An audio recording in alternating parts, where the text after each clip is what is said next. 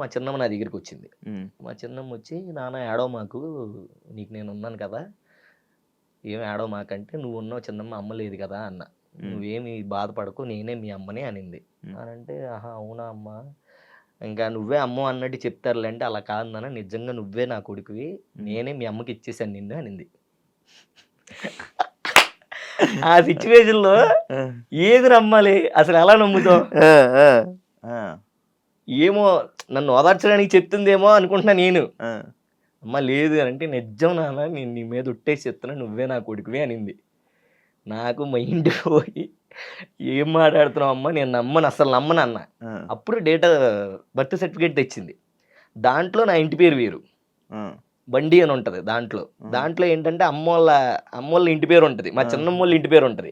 యాక్చువల్గా ఇప్పుడు నేనున్నది ఏంటంటే మా అమ్మది, దీంట్లో ఇంటి పేరు వేరు, దాంట్లో ఇంటి పేరు వేరు. అప్పుడు బర్త్ సర్టిఫికేట్ చూపించగల, అప్పుడు నాకు పోకిరి లెవెల్ ట్విస్ట్ నాకు ట్విస్ట్. ఇది అసలు బయటిది ఎవరికి తెలియదు బేసిక్ గా.